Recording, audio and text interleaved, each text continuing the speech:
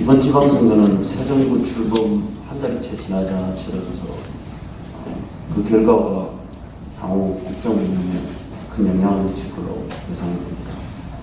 특히 서울시 선거는 수도 선거를 하는 점에서 경기도는 인구 1357만 국내 최대의 광역단체 선거를 하는 점에서 국민의 관심이 집중되고 있습니다. 관훈클럽 이런 점을 감안해서 서울시장 후보와 경기지사 후보를 초청해서 4회 연속 토론을 진행하고 있습니다. 오늘은 그 세 번째 토론입니다. 김동연 후보는 잘 아시겠지만 서울대 행정대학원에서 행정학 석사를 받으시고 미시간대에서 박사를 받으셨습니다. 그리고 입법고시와 행정고시를 같이 했었죠. 세계은행 프로젝트 매니저를 지내시고 아주대학 정장 경영하셨습니다. 지난 정부에서 경제부총리를 하셨습니다. 그래서 저희 패널들을 소개해 드리겠습니다. 저를 기준으로 제일 오른쪽에 계신 분부터 소개해 드리겠습니다. 대상기후 조선일보 논소장,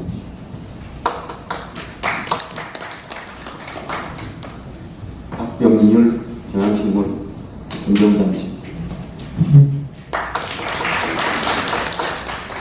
정영관 동아일보 논설위원이십니다. 또 제 왼쪽으로 조남규 세계일보 국장이십니다. 정하석 SBS 논설위원이십니다.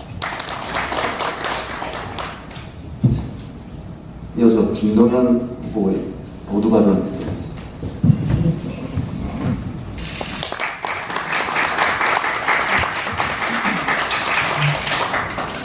네, 감사합니다. 이렇게 유서 있고 전통 있는 바른 토론회에 초청해 주셔서 우선 감사히 생각하고 아주 큰 영광이라고 생각합니다. 저는 공직생활을 오래 했습니다.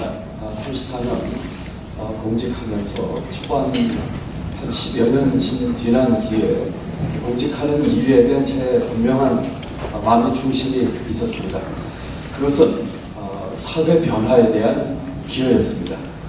제가 생각하는, 다 맞지 않을 수도 있겠지만 제가 생각하는 방향으로 우리 사회를 바꿀 수 있는데 기여하는 것이 제가 공직생활 중에 중심을 잡고 소신껏 일해왔던 제 마음의 중심이었습니다.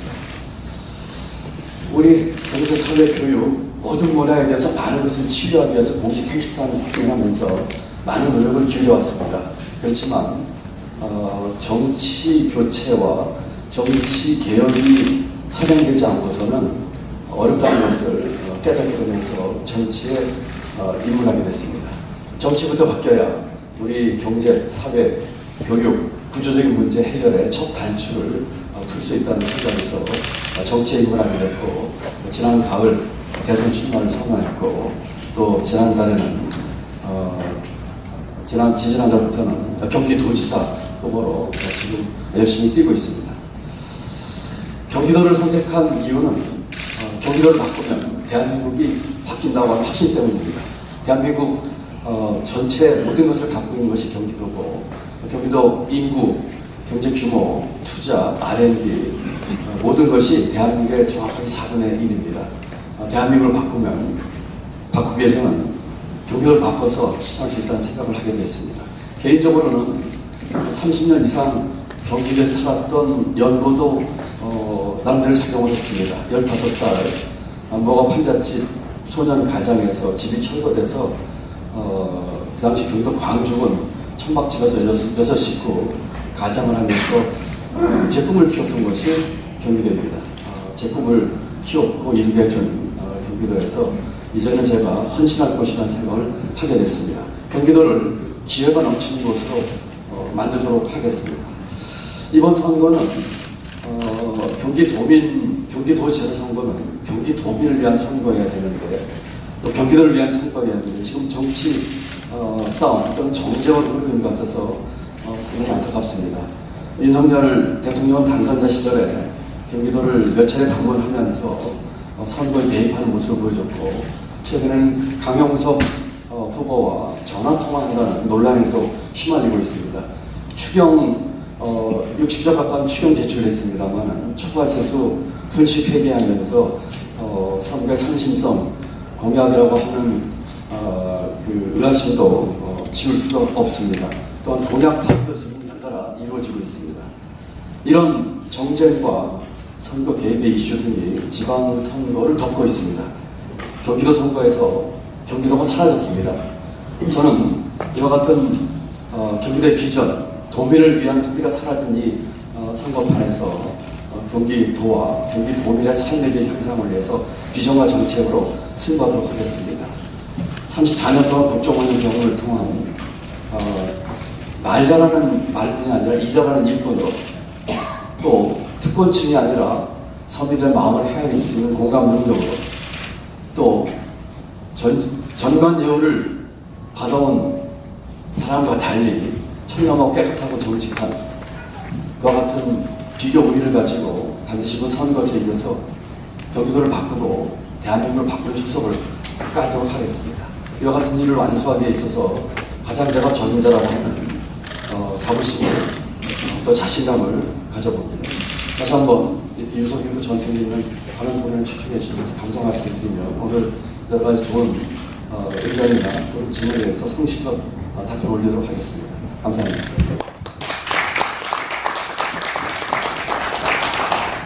김웅국께서 준비하신 모두 발언을 그런 책에서 하신다고 해서 관심을 갖고 들어봤는데 일만 잘하는 게 아니라 말씀도 잘하시는 것 같습니다. 뭐 정치적 공세도 적당히 섞어서 특히 모두의 말씀하신 게 이제 이 경기도 선거가 정치판에 흡사했다고 하는데 죄송하지만 저희 첫 질문은 정치 쪽에서 좀 시작을 해야 될 것 같습니다. 경기도 선거는 어쩔 수 없이 이 정부의 지금 초반에 평가가 되기도 하고, 또 김부국께서 대선 후보도 출마하셨고 아니라 하셨고 통합도 하셨기 때문에 정치적인 부분부터 먼저 좀 질문을 시작해 볼까 합니다. 먼저 대선위원께서 질문을 시작해 주십시오. 네, 안녕하세요. 박성기입니다. 김동연 후보와는 개인적으로 가깝고 또 좋아하는 분인데요. 그래도 제가 패널로 참석했기 때문에 다소 까칠한 질문이 있더라도 좀 이해해 주시기 바랍니다. 네, 우리 김동연 후보는 대선 때 새로운 물결을 창당하셨고, 그때 보수 진보를 동시에 비판하면서 이 아래로부터 반란을 하겠다, 이렇게 기치를 내세우셨습니다. 그리고 어느 진영에도 가지 않겠다, 그리고 독자 노선을 걷겠다고 말씀을 하셨습니다. 그런데 이재명 후보와 대선에서 손을 잡으셨고 민주당과 합당해서 지금 민주당 후보가 되셨습니다. 초심이 잘못됐던 겁니까? 아니면 어쩔 수 없이 현실과 타협을 하신 겁니까? 네, 배우님 질문 감사합니다. 저는 지난 9월 8일 대선 출마를 했습니다. 그리고 우리 배우님 말씀처럼 양당 구조로 이 강고하게 갈라진 정치 구조에 대해서 비판했습니다. 제대로 된 보수와 제대로 된 진보가 없다는 말씀을 드렸습니다. 그리고 제가 추구하는 가치를 위해서 아주 소신껏 일반인에게 선거를 했습니다. 선거 막바지에 대선 얼마 안 앞두고 현실적인 문제가 있었던 것도 솔직히 고백을 안 할 수가 없습니다. 양당 구조가 더욱 강고해지면서 제가 주장했던 기존의 양당 구조를 깨는 것에 대한 현실적인 애로사항이 있기도 했습니다. 그런 상황에서 양당 후보로부터 여러 가지 제의가 들어왔고, 제가 추구하는 가치와 같은 생각과 철학을 가지고 있는 후보와 함께 대화를 하기로 했는데, 그 당시 윤석열 후보와는 그런 면에서 서로 간의 이 가치 공유가 어려웠다는 생각이 들었습니다. 반면에 이재명 후보는 네 차례 만남을 통해서 제가 추구하는 가치들, 또 지난 대선을 통해서 정치 교체하려고 하는 가치에 대해서 상당한 공감대가 이루어졌고, 처음에는 의아심도 가졌습니다만 그 진정성을 제가 확인하면서 제가 추구하는 가치의 추진을 위해서 함께 단일화를 했고, 또 그러면서 민주당과의 합당 문제는 합당 이전에 어떤 저의 가치를 추진하기 위한 정치 교체 운동 추진위원회 제의가 먼저 있었습니다. 또 의총을 통해서 의지를 보여줬기 때문에 저는 당초에 제가 가지고 있던 초심과 이 가치를 추구하기 위해서 민주당과 합당을 했고 그런 후보 나왔다는 말씀을 드립니다. 정치 교체와 정치 개혁이라는 호랑이를 잡기 위해서 민주당이라고 하는 호랑이를 잡았다 이렇게 이해해 주시면 감사하겠습니다. 네, 감사합니다. 그리고 김동연 후보께서는 그 이명박, 박근혜, 문재인 등 역대 여러 정부를 거치면서 청와대 비서관, 기재부 차관, 국무조정실장, 경제부총리 등 요직을 두루 거치셨습니다. 뭐 이거는 이 능력을 평가받았다고도 볼 수 있는데요. 하지만 일각에서는 정권마다 뽑기를 거르신 거 아니냐 이런 얘기도 나오고 정체성이 헷갈린다는 말도 나옵니다. 이 본인이 판단하시기에요. 이 진보를 0으로 놓고 보수를 10으로 볼 때 본인은 어느 정도 몇 점 정도 있다고 본인의 정체성을 판단하고 계십니까? 예, 재밌는 질문이시네요. 저는 25살부터 공직생활을 했습니다. 34년 공직생활을 했습니다. 공직자로서 제게 주어진 책임을 나름대로 최선을 다했고요. 제 능력이 부족한 건 있는지 모르겠습니다만 최선을 다했고요. 어느 정부에서든 제가 갖고 있는 가치와 방향을 저버린 적은 없습니다. 노무현 정부 때 비전 2030 만들었습니다. 처음으로 동반성장과 복지국가 비전을 제시했고 그 이후에 어느 보수 정권도 그것이 이명박 정부든 박근혜 정부든 그와 같은 비전의 틀에서 저는 벗어나지 않게끔 제 일을 했다고 생각을 합니다. 비록 노무현 정부 때 비전 2030은 좌초됐지만 그 이후에 이명박 박근혜 정부를 거치면서 그때 제가 냈던 정책을 현실적으로 추진하고 실행에 옮기는 그 상상력 범위 내에서 저는 제 나름대로의 정부직으로서 최선을 다했다고 생각합니다. 초심 잃어본 적 한 번도 없습니다. 지금도 마찬가지고요. 지금도 저는 제대로 된 보수, 제대로 된 진보는 둘 다 우리 사회를 위해서 좋은 일이고 서로 간에 건전한 경쟁을 해야 된다고 생각합니다. 문제는 제대로 되지 않는 보수와 제대로 되지 않은 진보가 문제인 것이죠. 제대로 되지 않은 보수는 시장 원리를 주장하면서 시장 만능주의를 합니다. 제대로 되지 않은 진보는 시장 만능주의를 깨져가면서 시장 원리까지 깨져가고 있습니다. 저는 보수 진보 정부에서 중요한 일을 맡으면서 그와 같은 것에서 제가 추구하는 가치를 저버리거나 균형점을 깨지는 건 없다고 생각합니다. 스케일을 0부터 10까지 주셨습니다. 저는 우리 대의원님께는 좀 죄송한 말씀이지만 이와 같은 보수와 진보는 나누는 분류에 대해서 제법 거부감을 가지고 있습니다. 지금 지난 3, 4년간 자본주의 역사에서 보수와 진보가 나름대로 그 나라가 처한 상황을 극복하기 위해서 변화해오고 적응해온 것입니다. 지금은 굉장히 많은 접점과 서로 수렴하는 양태를 보이고 있습니다. 특히 코로나 맞으면서 큰 정부, 작은 정부 논란 의미가 없어지고 있고요. 시장 원리에 대해서는 진보도 동의하고 있고 보수는 시장의 과정에서는 불공정과 시장의 결과에서 불균형에 대해서 보다 신경을 써야 되는 이런 수렴하는 모습을 보이고 있습니다. 줄 잡는데 신지면 어떻고 검은 고양이면 어떻겠다. 신고양이면 어떻고 검은 고양이면 어떻겠습니까? 대한민국이 지금 안건 이 난제를 풀어가는 데 있어서 실용주의적인 접근 필요하다면은 보수가 주장하는 자유와 시장 원리를 기반으로 해서 그렇죠. 우리 경제사회의 지속 가능성을 위해서 진보가 주장하는 복지와 상생과 포용을 함께 아우러서 가야 생각합니다. 그러니까 이 10점 평가에 대해서는 답변을 이제 정확하게는 안 하셨는데요. 그렇다면 이렇게 바꿔서 여쭤보겠습니다. 이재명 후보와 가치를 같이 하신다고 하셨는데 이재명 후보는 사실은 객관적으로는 아주 진보적인 후보로 평가를 받아왔습니다. 가치가 같다면 이재명 후보와 거의 진보적 가치를 같이 하시는 걸로 이해해도 되겠습니까? 제가 이재명 후보와 지난 선거에서 연대할 적에 4가지 제시를 했습니다. 첫 번째는 권력구조 개편과 정치 교체입니다.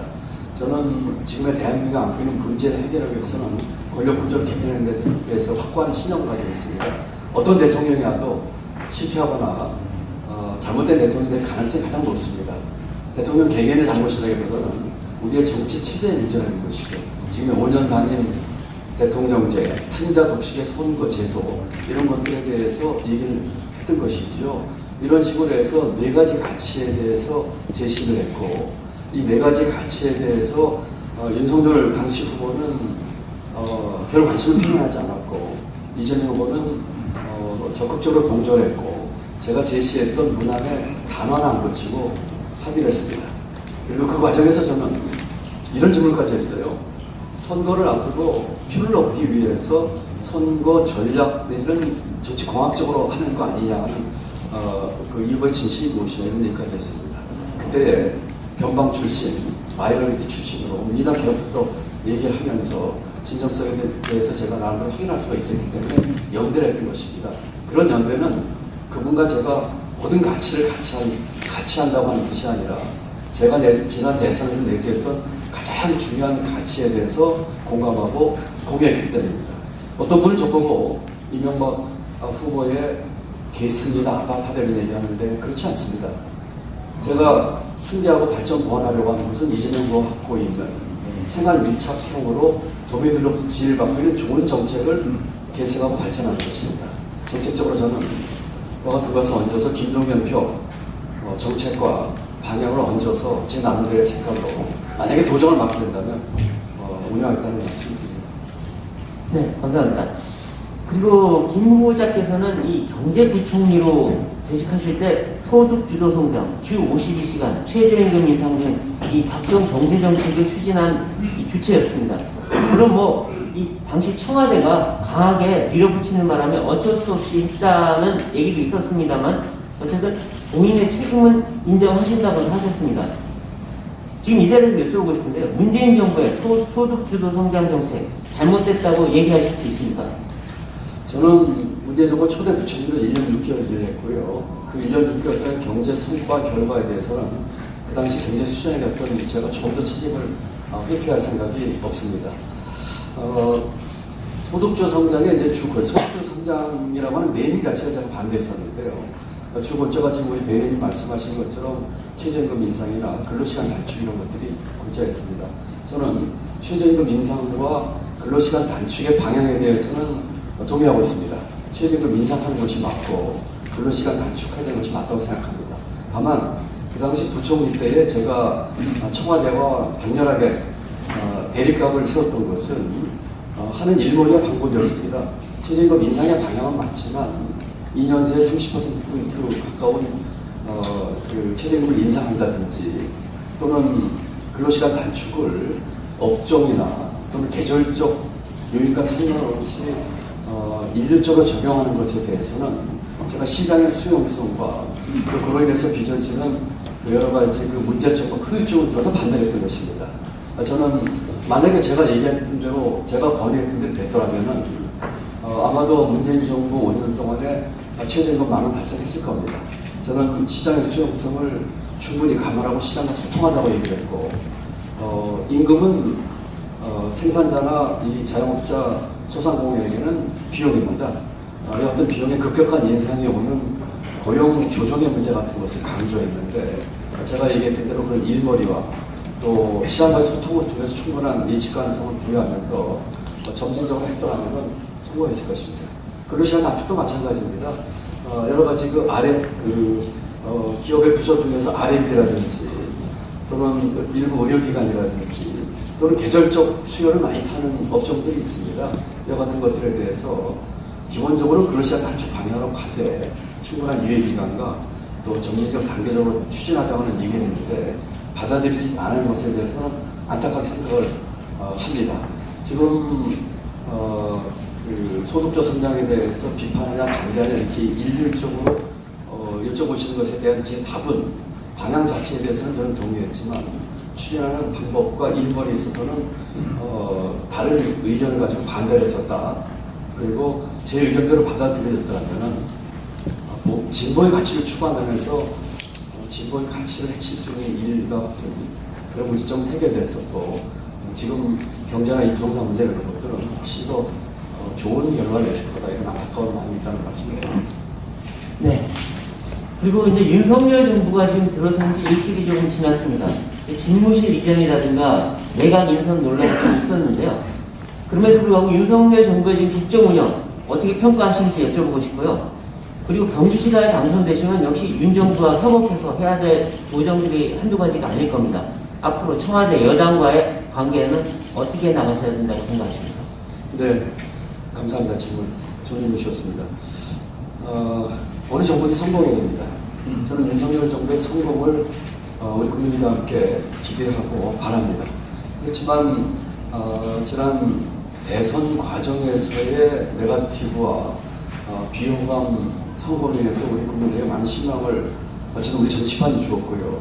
인수위 과정 중에서도 마찬가지로 많은 우려점을 줬습니다. 인수위 2달 동안 저도 15, 16년 전에 인수위에서 근무를 해본 적이 있습니다만 국정 운영의 방해라든지 경제 정책의 큰 비전 제시라든지 국민 통합 이런 것들이 아니고 지난 2달 동안의 인수위는 용산 이전이라든지 관저 쇼핑 또 여러 가지 논란의 소지가 있는 국민 내정자들 이런 문제를 빚었습니다. 지금의 일주일 정도 됐습니다만은 심히 걱정이 됩니다. 국민 통합의 메시지나 그런 것보다는 대립과 다시 진영 논리, 그다음에 경제적으로 얘기해서는 신자유주의로 회귀하면서 시장 원리를 강조하는 것 같지만 시장 만능주의로 하는 듯한 이와 같은 정책 방향, 또 국제 정치나 외교 관계에 있어서의 아마추어리즘, 그 다음에 국제 경제 상황을 전혀 읽지 못하는 듯한 여러 가지 조짐들, 이번 추경에서도 비롯됐습니다만은 국민들의 민생 문제 해결에 대한 추경에 있어서도 거의 분식 회계에 가까운 여러 가지 방법들 제시하는 것 보면서 상당한 우려를 갖지 않을 수가 없다는 말씀을 드립니다. 제가 도지사가 된다면 중앙정부와 협력은 기묘할 것입니다. 제가 12년 전 예산실장, 차관, 장관, 부총리 하면서 정책결정과 예산 의사결정하는 데 있어서 도지사나 광역시장, 정당 소속에 따라서 의사결정한 적 한 번도 없습니다. 오로지 국가의 비전과 대한민국 발전과 경제를 위해서 의사결정하고 정책을 추진했을 뿐입니다. 만약에 윤석열 정부가 도지사나 시장의 소속 당에 따라서 정책과 예산에 대해서 왜곡된 결정을 하게 된다면 반드시 실패한 정부가 될 가능성이 많을 것입니다. 그렇게까지 되지 않으리라고 믿으면서 중앙정부와 충분한 협력을 하겠습니다. 저는 공무조정실장과 부총리 하면서 정부 내의 정책 결정과 비단 경제뿐만 아니라 교육, 사회정책에 대한 협업과 조율, 또 지방정부와의 협력관계에 대해서 누구보다도 많은 경험과 경륜을 가지고 있다고 자부를 합니다. 아마도 중앙정부와의 협력관계에 있어서 가장 좋은 본을 보일 수 있을 것입니다. 제가 경기도 남부에 반도체 클러스터 만들거나 또는 스타트업 천국도를 만들겠다고 하는데 반대할 대통령과 반대할 장관이 있겠습니까? 오히려 중앙정부를 압도하는 좋은 정책으로 중앙정부와 좋은 협업관계 유지하겠습니다. 또 하나 간과해서 안 되는 것은 국회와의 관계입니다.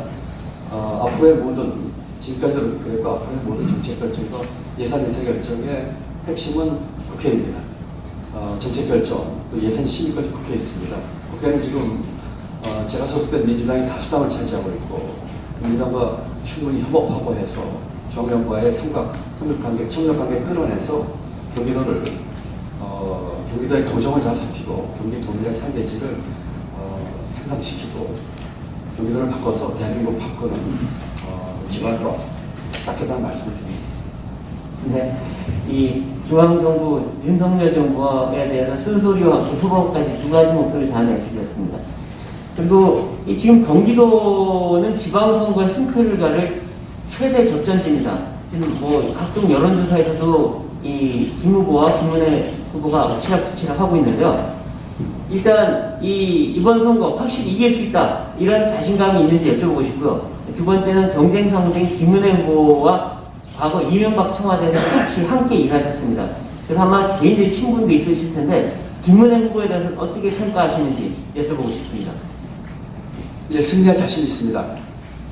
경기도민의 현명한 선택을 저는 믿고 있습니다. 우리 김은혜 후보 질문까지 같이 하셔서 뭉뚱그려서 답변을 드린다면 지금 경기도지사는 누구의 아바타 뽑는 선거가 아닙니다. 누구의 대변인 뽑는 선거 아닙니다. 이게 왜 윤석열, 이재명, 아바타니 이런 분이 나와서 되겠습니까?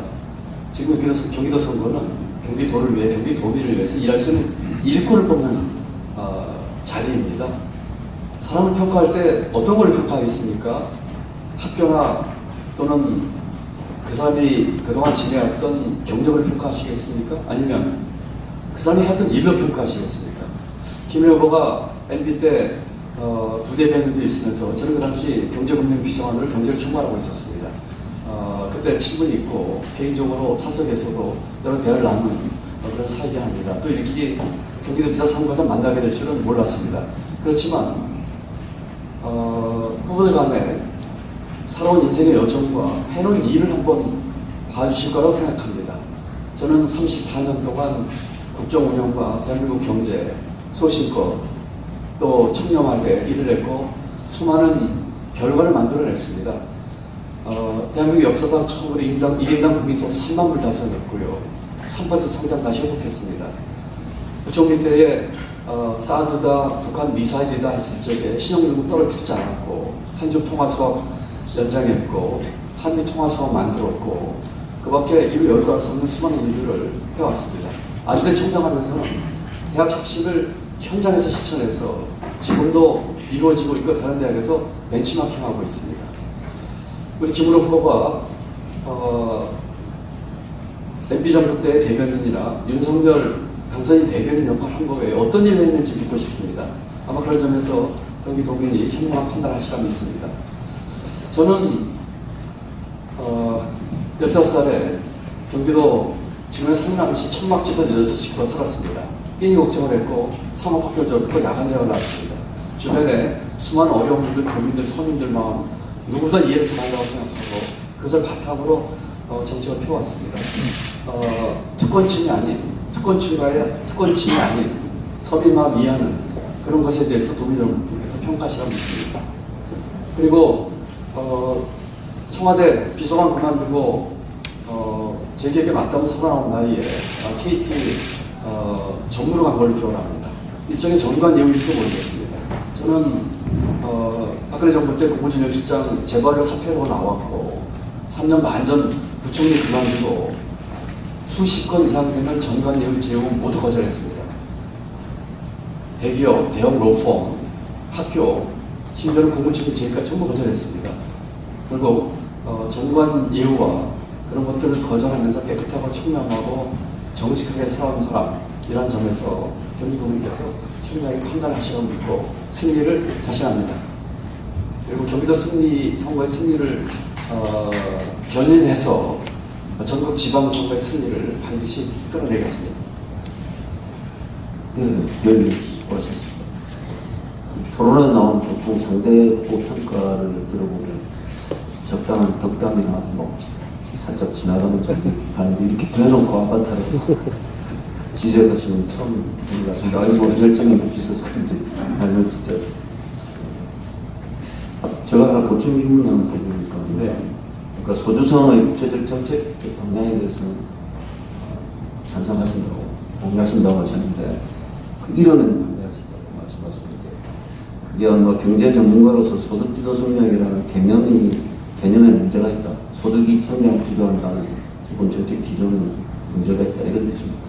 네, 우리 사회자께서 정확하게 지원해 주신 것 같습니다. 제가 소득주도 성장에 대해서 반대하는 것은 두 가지였습니다. 첫 번째는 아까 말씀드린 것처럼 최저임금 인상이나 근로시간 단축을 달성하기 위한 방법과 시장과의 소통 부족 일머리였었고요. 두 번째는 명칭 자체였습니다. 저는 소득주도 성장이라는 명칭 자체에서 동의하지 않았습니다. 저소득층이나 저임금 근로자의 소득만 올려가지고 성장이 이루어지지 않다는 게 저의 논리였습니다. 그래서 제가 혁신성장을 주장했던 것입니다. 수요 측면에서의 그 같은 소득 증가로 인한 소비 증가와 투자 증가와 함께 공급 측면에서의 혁신이 같이 이루어져야지 경제가 성장할 수 있는 것이거든요. 그래서 제가 문재인 대통령을 처음 만났을 때에 저는 경제부총리 되기 전에 문 대통령을 만난 적이 없습니다. 처음 만났을 적에 그 말씀을 드렸습니다. 그리고 인사청문회 때 소득주도 성장이라는 말을 쓰질 않았어요. 저는 사람 중심 투자라는 말을 썼습니다. 사람 중심 투자는 말 속에 소득주도 성장에서 하려고 하는 일이 다 들어가 있거든요. 그렇지만 그것만으로는 경제가 성장이 되는 것이 아닙니다. 또는 질 높은 성장을 이룰 수 없습니다는 것이 제 소신이었기 때문이죠. 그렇기 때문에 저는 첫째는 그 네이밍이 그와 같은 문제와 함께 잘못하면 이것이 정쟁화될 수 있는 도시 될 수 있다는 측면에서 그 이름을 제가 반대했고 그 청문회에서 그 말을 안 썼던 것이고요. 내용상으로는 이제 일머리와 시장과의 소통 방법 이런 면에서 반대가 냈다 이렇게 말씀드립니다. 오늘 그 토론회 준비 리허설을 하면서 어제 오세훈 시장의 경우 정치인이라서 말을 너무 많이 해서 예상된 질문이 절반밖에 못했습니다. 근데 아마 김동연 후보는 관련 출신이니까 그렇지 않을 거라고 했는데 오세훈 시장보다 더 마음에 들어서 죄송합니다. 짧게 하겠습니다. 주옥 같은 질문이 많이 아마 네, 아마 알겠습니다. 답변하고 싶어 하실 질문인 것 같습니다. 네, 그렇게 하겠습니다. 압축해서 네. 답변해 주시면 좋겠고요. 정치에 또 다양한 현안이 있습니다. 그래서 이번에는 정동관 분에서 정치 파트 2 질문 드려보도록 하겠습니다. 저는 질문을 짧게 드리겠습니다. 답도 짧게 하나 말씀하시죠. 아무래도 이재명 전 후보가 경기지사를 지냈기 때문에 그리고 이재명 후보와 관련된 질문을 좀 더 해야 될 것 같습니다. 먼저 개인적으로 궁금한 거는 아까 이제 네 가지 가치 공유를 하셨다는 말씀을 하셨는데 당시에 말씀하시면서 다음에 경기지사를 출마하는 게 좋겠다 뭐 이런 얘기를 두 분이 나누신 적이 있나요? 전혀 없습니다. 전혀 없습니다. 만약에 그 당시에 이 후보가 그 얘기했다면 제가 연대하지 않았을 겁니다. 저는 연대하면서 어떤 조건이나 이런 얘기를 전혀 한 적이 없고요.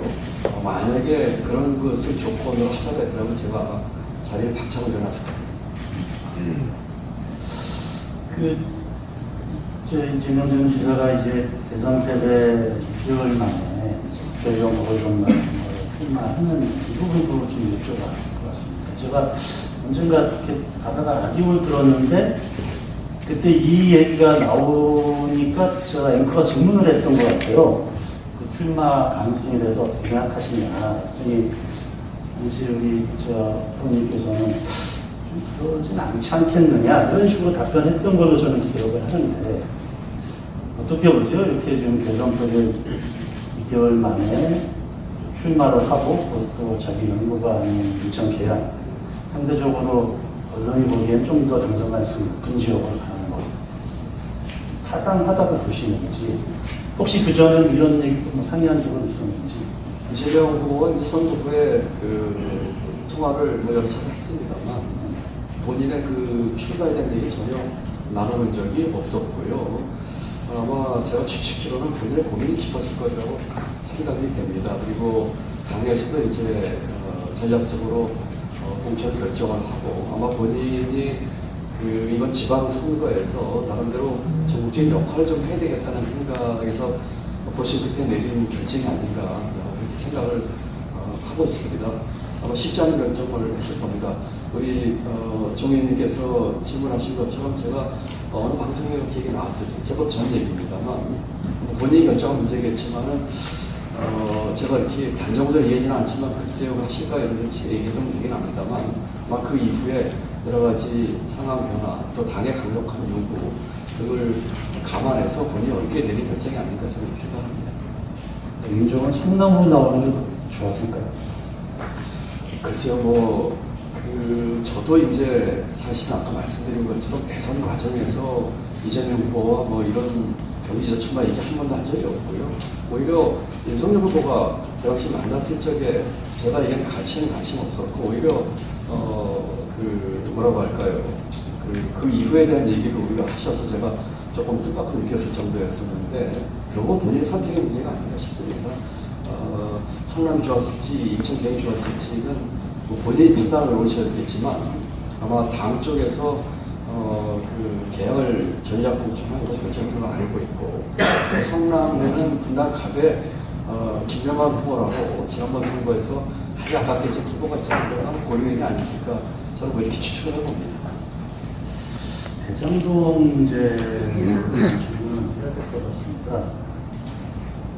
지난 대선의 가장 큰 이슈이고 대선 때 우리 김 후보도 그냥 제가 듣기로는 기득권 카르텔과 부동산 불로소득 문제다. 이런 문제를 얘기했고 진실이 가려져야 된다 이런 말씀을 하셨던 것 같은데 얼마 전에 오늘 방송에서는 당군일의 최대 치적이라는 이재명 전 지사의 주장에 동의하냐 이런 거에 예스 답변을 들으셨던 걸로. 근데 그거에 대해서 답변이 다시 최대 공익 환수다 뭐 이렇게 또 해명도 하셨던 것 같은데 약간 좀그 대장동 의혹에 대한 입장이 국민의힘 쪽에서는 좀 오락가락하는 거 아니냐 이런 생각하거든요. 우리 정 의원님 그 질문 해주셔서 고맙습니다. 제가 좀 설명드릴 기회를 주신 것 같은 의도하지 않으셨겠지만 우선 팩트를 정확하게 좀 말씀드릴 것 같아요. 그 당시 모 방송에서 제기했던 질문은 단군 이래 최대 공익 환수 사업에 동의하냐였습니다.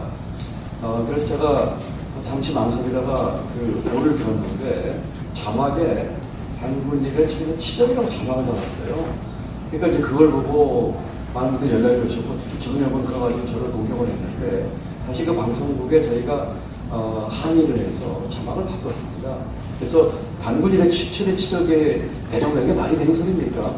단군 이래에 그 삼국시대 고려조선 세종대왕님 한글도 만들었고 이순신 장군은 외군도 물리쳤고 또 권위주의 경제시대긴 합니다만은 경부고속도로라든지 여러 가지 경제가 있는데 어떻게 단군일의 최대 치적을 대장동이라고 이렇게 얘기를 할 수 있겠습니까? 상식적이지 않죠. 근데 자꾸 그거를 그 상대편에서 여러 번 얘기를 하고 이렇게 하는 것에 우선 유감 표시를 합니다.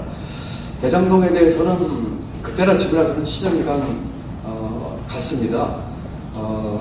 우선 대장동 사건은 최초에는 그 LH를 통한 공영개발을 추진했는데 그 당시 한나라당인가요?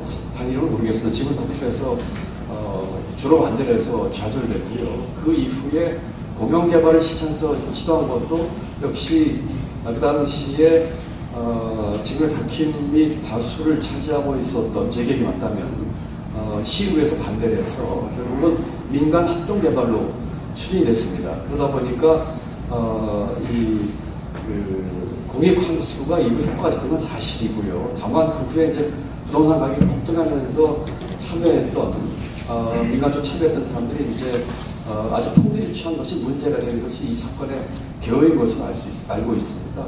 저는 그때나 지금이나 이 대장동 사건에 대해서 특검이 됐든 또는 검찰이나 경찰 수사가 됐든 그 의사결정이나 그 진행되는 절차에 있어서 분명하게 이 진위와 이 수사를 해서 가려내자는 입장입니다. 지금도 똑같습니다. 지금 아마 이재명 후보는 대선 중에 특검을 수용한 것으로 알고 있습니다. 특검이 됐든 검찰이 됐든 경찰 수사가 됐든 아주 그 확실하게 수사를 해서 분명히 밝혀내는 것을 저는 전적으로 동의합니다. 다만 이번 경기도지사 선거에서 저는 미래 얘기를 좀 했으면 좋겠는데 물론 뭐 오늘 얘기가 아니고요. 자꾸 선거판에서 이 얘기를 하는데 두 가지 말씀드리고 싶습니다. 제가 대통령하고 무슨 상관이 있습니까? 두 번째, 지금 경기도지사 선거는 경기도민을 어떻게 하면 좀 잘 살게 하고자 하는 얘기를 하는데 앞으로 이와 같은 도시개발을 어떻게 할 것이냐에 대한 제 입장을 여쭤본다면 저는 분명하게 공정하고 투명하게 하겠습니다. 초과이익 환수하겠습니다. 이렇게 두 가지 원칙을 말씀드릴 수 있는데 자꾸 옛날 얘기를 물어보시니까 우리 저 상대 후보도 또 토론회에서도 뭐 오늘은 우리 정 의원님 말씀에서 이렇게 이 정도로 답변을 드리게 해주셔서 감사합니다. 좀 답답한 마음도 금할 수가 없습니다. 짧게 그럼 말씀해 주시죠. 어떻게 이런 사업들을. 저는 아까 말씀드린 거, 저는 두 가지 방법을 하겠습니다. 네. 첫 번째로는 공정하고 투명하게 하겠습니다.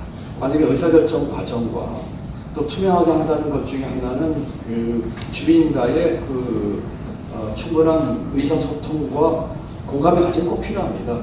아무리 좋은 정책도 그와 같은 그 정책 수혜자나 일반 국민들과의 공감과 소통이 없으면은 거의 100% 가까이 실패합니다. 그렇기 때문에 이와 같은 사업들에 있어서는 공정하고 투명하게 또 충분한 의견 수렴을 갖춰서 하겠다는 말씀을 드리고 두 번째, 초과이익 부분에 대해서는 분명하게 그 환수해서 시민들 또는 도민들께 돌려드리겠다는 두 가지 원칙으로 처리하겠습니다. 그래도 하나 더 이재명 전 저와 관련된 거를 질문드리면 워낙 이슈들이 많았잖아요. 뭐 아까 말씀하셨던 그런 백현동 아파트 개발이 있었고 또 그와 관계로 성남 FC 후원 의혹 그리고 뭐 경찰 수사가 또 들어가고 있는데 또 이제 그 법인카드 이용 문제 이런 부분들에 대해서 한번 이렇게 그래도 이게 이슈이기 때문에 한번 들여다보신 적이 있는지? 네, 뭐 예. 자세나 해도 우선은 뭐 저 다른 후보들과 토론회 때 준비를 해서는 좀 예. 자세나 해도 들어봤습니다. 네. 문제는 좀 있다고 보시는 예, 거죠? 그렇습니다. 뭐 법카 같은 거는 분명히 문제가 명확하지요. 있고요. 다른 그 백현동 문제나 또는 성남의 도시인가요? 그런 문제에 대해서도 그 의혹이 있다는 걸 알고 있어서 이런 것들도 아까 대장동과 마찬가지로 필요한 부분에서는 그 분명한 그 검찰이 됐든 또는 경찰이 됐든 분명하게 조사하고 수사해서 밝혀낸다고 생각합니다. 경기지사가 되시면 하여간 그런 거에 대한 진상규명에도 뭐 적극 협조하실 의향이 있으시죠? 그렇습니다.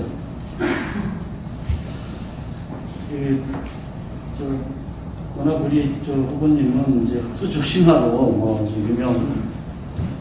유명하신데 많이 알려져 있죠. 근데 최근에 보니까 제가 이렇게 기사를 보니까 이제 경기도의 여러 가지 서로 네거티브 공방 중에 하나가 그 후보님들의 그 자식 문제를 가지고 이제 논란이 불어지고 있는 것 같더라고요.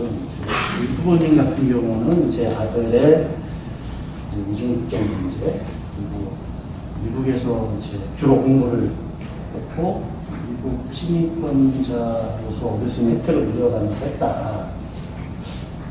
이런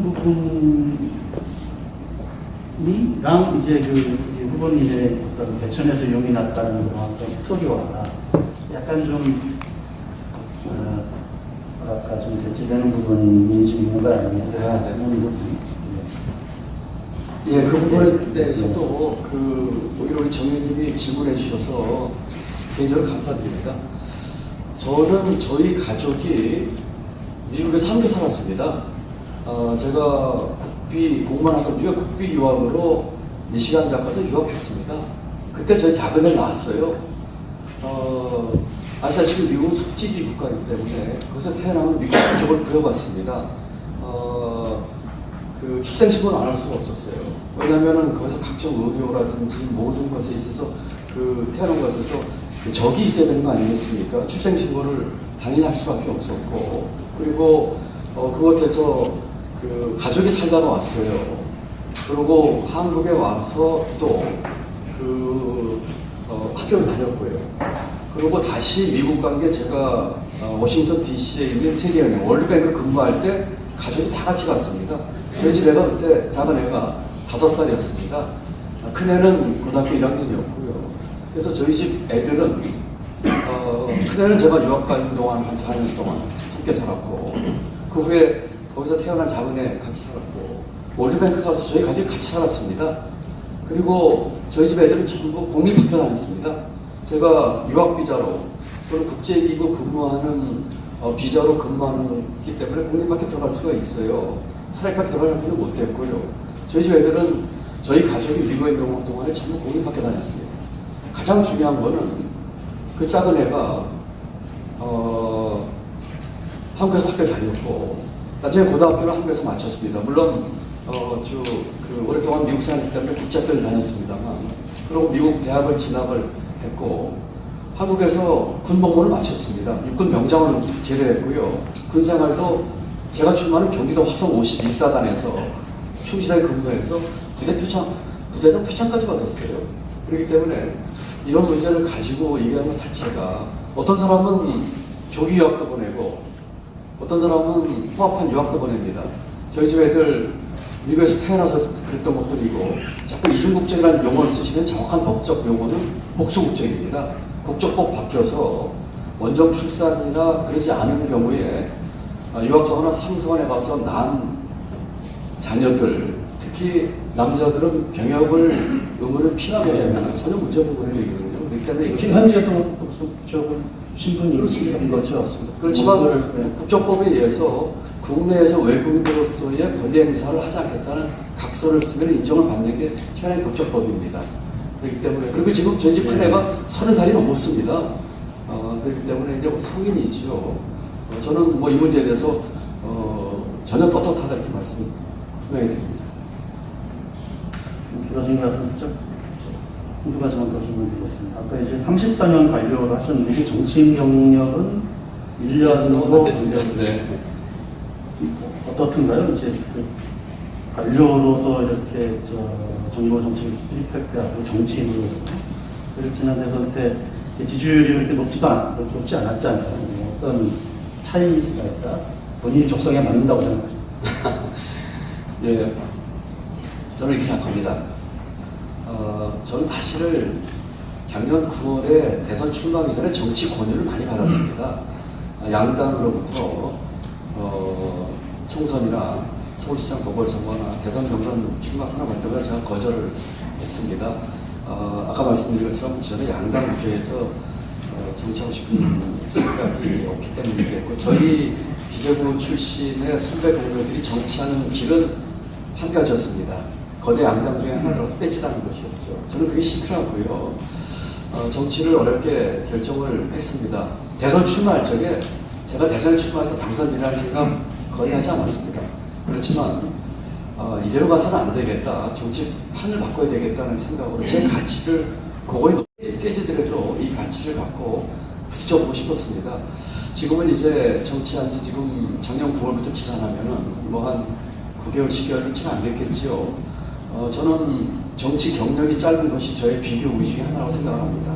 저는 기존의 정치판을 바꾸기 위해서 정치를 시작했고요. 기존의 정치 문법과 행태에 따르고 싶지 않습니다. 지금도 마찬가지입니다. 많은 사람들이 제게 저희 캠프에서 주문해요. 다른 정치인들처럼 이렇게 하라고 저렇게 하라고 하는데 저 그렇게 하고 싶지 않습니다. 저는 정치판을 바꾸기 위해서 나온 사람이 기존의 정치 문법과 정치 행태를 그대로 따른다면 성공하지 못할 것 같습니다. 비록 어떤 결과가 있을지 모르겠습니다만 새롭게 하고 싶습니다. 그리고 그 길이 좀 험난하더라도 제가 갖고 있는 가치를 바꾸거나 초심을 잃고 싶지 않습니다.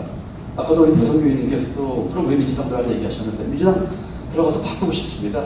개혁하고 변화하게 하고 싶습니다. 그럴 가능성을 지난 대선에서 연대 과정이 많기 때문에 그렇게 했던 것이지요. 그래서 우리 정 의원님 말씀처럼 애로사항도 있고 스트레스도 받고 그동안의 관료 생활과는 전혀 다른 면에서 제가 적응이 좀 어려운 게 있지만 그래도 기운차게 또 신나게 하려고 노력을 하고 있다는 말씀드립니다. 하나만 좀, 이제 경기도의 경우 이제 아까 말씀하신 이제 대한민국의 4분의 1 차지하는 특소판이라고 할 수 있는데 그냥 단순히 무슨 행정만 하는 것은 아니잖아요. 그렇죠? 네. 그러니까 정치 영역이 필요한 곳이고 여러 가지 갈등 현안이라든지 풀어가야 될 것들이 많은데 사실 이제 정치력 같은 게 좀 중요하지 않습니까? 그 부분에서 사실은 지금 우리 후보님이 그러니까 보여준 건 없는 정치인으로서의 역량을 보여준 건 없지 않느냐 이렇게 물어볼 수 있을 것 같아요. 네. 우리 정혜님 그 질문에 이제 겸허하게 그 수용을 하고요. 앞으로 노력을 많이 하겠습니다. 그렇지만 아까 말씀드린 것처럼 경제 관료들이 정치의 길로 접어드는 것은 그동안에 양당에 들어가서 빼치다는 것이었습니다. 저는 다 거부했고 당을 만들었습니다. 제가 신당을 창당을 했고요. 그리고 대선에서 나름대로 의미 있는 시도를 했다고 생각을 합니다. 그리고 지난 대선에서 그 비호감 네거티브 판에서 나름대로의 그 아젠다, 정치 교체와 국민투표라고 하는 아젠다 세팅에도 제가 나름대로 기여했다고 생각을 합니다. 그런 점에서 어느 정도 잠재력을 좀 보여주면서 가능성을 보여주지 않나 생각을 하고 지금 주신 말씀처럼 겸허하게 수행해서 노력하겠습니다. 그렇지만 기존 정치와는 다르게 하겠다고 하는 소신과 생각에는 변함없다는 말씀을 다시 한번 드립니다. 관클럽 토론의 장점 중에 하나가 주요 이슈에 대해서 집요하게 질문을 하고 동시에 또 초청되는 본인의 생각이나 의사를 충분히 표현할 수 있는 장점을 보기는 합니다. 이미 지금 두 사람 질문인데 1시간 가져가고 있습니다. 한 번 더 말씀드리는데 토론에서 시간 지키는 게 굉장히 중요한 부분이니까 다음 질문부터는 조금 더 압축해서 답변 좀 해주시기를 바랍니다. 그리고 질문자들도 좀 더 속도감 있게 질문 부탁드립니다. 부동산 문제는 서울은 물론이지만 경기도 굉장히 중요한 문제고 경기도는 신도시 개발을 포함한 다양한 부동산 이슈들이 제기되고 있습니다. 그래서 이번에는 박병렬 경제부장께서 부동산 문제 질문 이어가도록 하겠습니다. 네, 경향신문 박병렬 경제부장입니다. 제가 과거에 시대부 출입할 때 사실 김동연 후보께서 부총리를 하셨죠.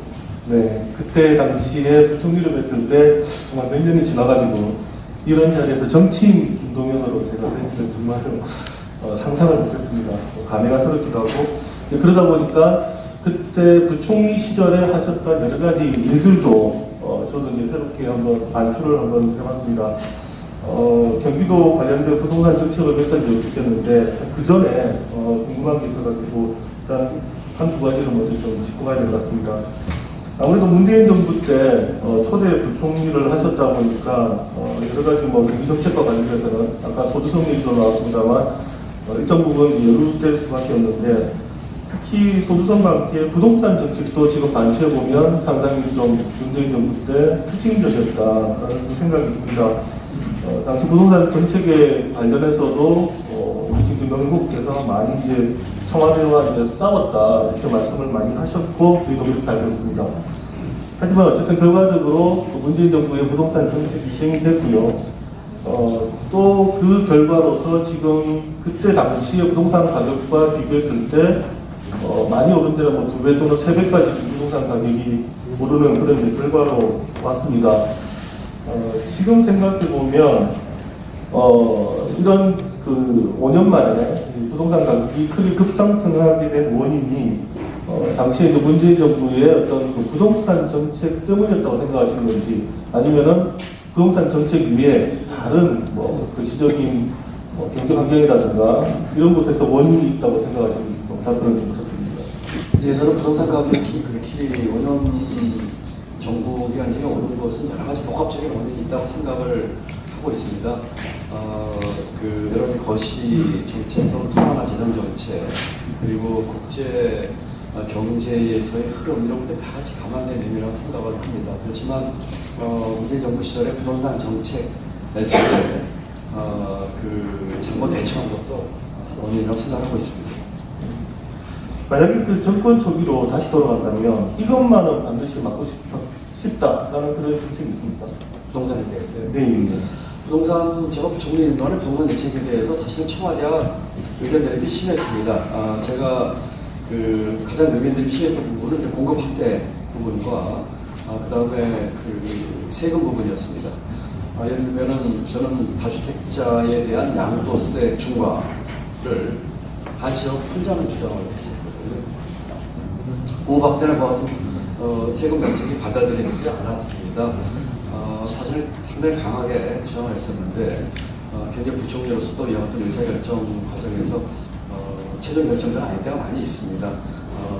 지금도 안타깝습니다. 만약에 그 공급 확대와 그 같은 부동산 세제 면에 있어서의 제가 주장했던 내용들이 받아들여졌다면은 좀 다른 경우가 나왔을 것 같습니다. 또 제가 1년 6개월 재임하는 기간의 부동산 가격은 그렇게까지 많이 오르지는 않았습니다. 제가 그만두고 한 1년 뒤부터 이제 부동산 가격이 급등하게 됐고 그런 말씀을 드립니다. 죄송합니다. 그렇지만 아까도 말씀드렸다시피 1년 반 동안 경제 수장으로서 책임을 별생활 좀 없다는 말씀을 드리고요. 만약 그 당시로 돌아간다면 공급 확대를 조금 더 제가 주장했던 것을 조금 더 세게 얘기하는 것과 함께 규제 쪽에 세금과 이 대출 규제 쪽에 있어서도 조금 더 합리적인 수준에서의 규제를 좀 주장하지 않았을까 이렇게 생각을 해봅니다. 지금 후보자님 아마 좀 철학이 좀 반영된 것 같은데요. 이번에 경기도 선거 나오시면서 지금 내세운 부동산 정책, 대표적으로 135 부동산 정책이라고 네이밍하셨는데 여기 보니까 지금 말씀하신 여러 가지 규제와 공급 확대가 좀 들어가 있는 것 같습니다. 특히 그 제1기 그 신도시 관련돼 가지고 그 안전 진단 기준을 같은 규제 완화를 하고 또 재건축 재개발 때 용적률 300% 또 최대 500%까지 상향하겠다 이런 지금 공약권을 세워놓고요. 그러니까 지금 윤석열 지금 대통령이 내세웠던 그 규제 완화랑 그 별같이 하는데 지금 윤 대통령 같은 경우는 요 공약 내놓고 나서 지금 일기 신도시 집값이 오르는 상황이 지나치게 되고요. 그러다 보니까 축소조절에 나섰는데 혹시 말씀하신 지금 내놓으신 135 공약처럼 이런 규제 완화, 용적률 상향 이렇게 하면 이 일기 신도시 오히려 집값이 오르는 상황이 벌어지지 않을까요? 그 135 대책은 이제 1기 신도시와 3기 신도시 문제 반값 아파트 이제 공급이 지금 골자입니다. 만약에 1기 신도시 재건축을 특별법을 제정을 해서 신속하게 추진을 한다고 하면은 지금 우리 박 부장님 말씀하신 그런 우려가 일부 있을 수 있습니다. 어디나 이제 재건축하게 되면 이제 세주택에 대한 가격 상승에 효과가 좀 있을 수 있겠죠. 소사 문제는 좀 종합적으로 봐야 될 것 같습니다. 단순히 그 일기 신도시 문제만을 볼 수는 없는 것 같아요.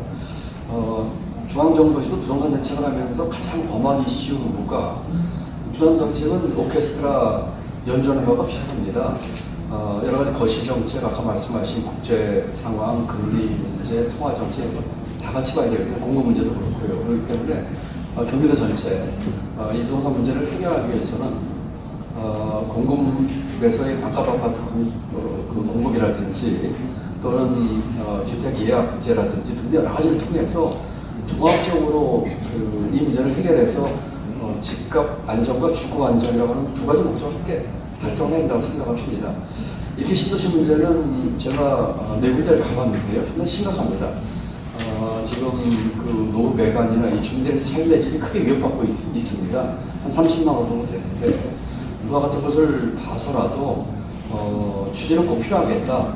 다만 지금 말씀드린 것처럼 그 부동산 가격 안정 문제는 종합적으로 보면서 같이 좀 푸는 방법을 추진하겠다 하는 식으로 말씀드립니다. 아마도 그런 면에서는 제가 누구보다도 가장 거시적인 양목과 미시적인 그런 추진을 함께 추진할 수 있는 사람이 아닐까 저는 그렇게 생각하고 있습니다. 알겠습니다. 아마 그 경기도민들이 좀 궁금해하는 거는 이제 부동산 정책 중에서도 좀 이제 구체적으로 나오는 아마 숫자들이 아닌가 싶은데요. 최근에 보니까 그 이슈가 되는 게 이제 그 재산세 부담 완화 얘기가 많이 나온 것 같습니다. 지금 상대인 그 김은혜 후보 같은 경우도 보니까 5억 원 이하 주택에 대해서 재산세 100% 감면하겠다 이런 지금 공약을 던져놨던데 지금 우리 김동연 후보님 같은 경우는 그 구체적으로 재산세를 얼마나 어떻게 뭐 부담을 생각합니다 이렇게 좀 말씀을 하실 수가 있습니다. 지금 재산세를 일률적으로 일정 규모의 이야기를 면제해주겠다는 것은 제가 볼 때 실현 가능하지 않습니다. 아마 이 보유세 관련돼서 내용을 잘 아마 깊이 있게 아는 분이 아니라고 아는 분이 있는 정책이라고 생각을 합니다. 재산세를 부과를 하려면 우선 공시가격을 반영을 한 다음에 공정시장 가격 비율이라는 걸 적용을 해야 됩니다. 아마도 그 5억 원 이상 주택에 대해서 재산세를 전액 감면하려면 이 공정시장 가격 비율을 아마 제로로 만드는 방법을 방법이 뭔지 모르겠어요. 이론적으로 생각할 수 있는 그런 방법인데 이게 가능하지가 않습니다. 두 번째는 재산세는 이 지방세 중에서도 시군세입니다. 그럼 이 시군세인데 도지사가 이걸 뭐 감면을 마음대로 할 수 있는 것이 아니고 시군과 함께 협의를 해서 합니다. 그리고 상대 후보는 그렇게 해서 메꿔지지 못하는 재산세를 도 예산으로 메꿔주겠다는 것 같아요. 경기도 예산이 지금 34조 정도입니다. 지사가 재량을 쓸 수 있는 돈 그 중에서 10%도 안 될 겁니다. 이 시군의 재산세를 이렇게 일률적으로 감면하는 것에 대해서 도재정으로 메꿔준다고 하는 것은 지방재정을 잘 이해가 부족해서 하는 얘기라고 생각이 듭니다. 저는 재산세 문제는 이 시군에서 일정의 시기에는 탄력세율을 적용할 수 있는 부분입니다. 지사를 하게 된다면은 이 보유세 문제 전반적으로 보면서 어떤 방법을 하는 것이 가장 효율적이면서 효과를 낼 수 있을지 또 시장 분수와 충분히 협의를 해서 추진하겠다는 말씀을 드립니다.